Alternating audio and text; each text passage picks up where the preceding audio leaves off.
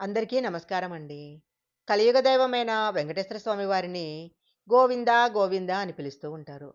అసలు స్వామివారికి గోవింద అన్న పేరు ఎలా వచ్చిందో మనం ఇప్పుడు ఈ వీడియోలో తెలుసుకుందాము. గోవింద అని భక్తుల చేత పిలిపించుకోవటానికి కలియుగ దైవమైన వెంకటేశ్వర స్వామి వారు కొండ దిగి వచ్చారని చెప్తే ఎవరూ నమ్మరు. ఒకసారి వెంకటేశ్వర స్వామి వారు అగస్త్యముని దగ్గరికి వెళ్ళారు. అగస్త్యమునితో నా పేరు శ్రీనివాసులు అంటారు. నీ దగ్గర చాలా గోవులున్నాయని తెలిసి వచ్చాను. అందులో ఒక గోవు నాకివ్వవా అని స్వామివారు అగస్త్యమునిని అడుగుతారు. అప్పుడు ఆ ముని చాలా సంతోషించి మీకు గోవులివ్వటానికి నాకెలాంటి అభ్యంతరమూ లేదు. కానీ వేదాల ప్రకారము సహధర్మచారిణి ఉంటేనే గోవుని ఇవ్వాలి అంటారు. కాబట్టి మీరు సతీమణితో ఇంకొకసారి రండి అని అంటారు. అప్పుడు స్వామి సరే అని వెళ్ళిపోతారు. ఒకరోజు అగస్త్యముని ఆశ్రమంలో లేనప్పుడు పద్మావతి అమ్మవారు సతీ సమేతంగా ఆశ్రమానికి వస్తారు.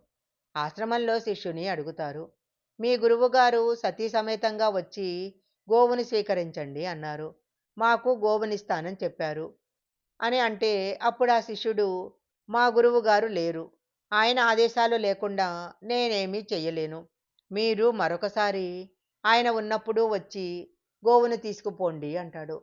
దాంతో స్వామివారు ఆగ్రహించి తిరుమల కొండ వైపు గబా నడుచుకుంటూ వెళ్తారు. ఇంతలో అగస్త్యముని ఆశ్రమానికి వస్తాడు. శిష్యుడు జరిగిన వృత్తాంతమంతా గురువుగారికి చెప్తాడు.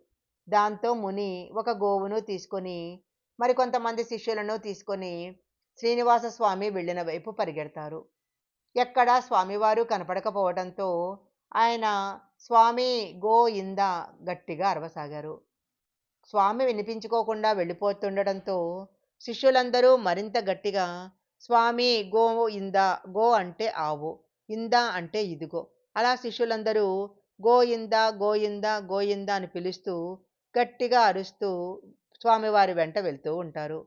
గోవింద అన్న పిలుపు ఎంతో ఇష్టం కాబట్టే భక్తుల దగ్గర గోవింద అని పిలిపించుకోవటానికి ఆ స్వామివారే కొండ దిగి వస్తారు. ఈ వీడియో గనక మీకు నచ్చినట్లయితే లైక్ చేయండి, షేర్ చేయండి. ఇలాంటి మరిన్ని వీడియోల కోసం మా ఛానల్ సబ్స్క్రైబ్ చేసుకోండి. పక్కనే ఉన్న బెల్ ఐకాన్ని యాక్టివేషన్ చేసుకుంటే మేము పెట్టే వీడియోలన్నీ కూడా మీకు ముందుగానే నోటిఫికేషన్గా వస్తాయి. మరొక మంచి వీడియోతో మళ్ళీ కలుసుకుందాం.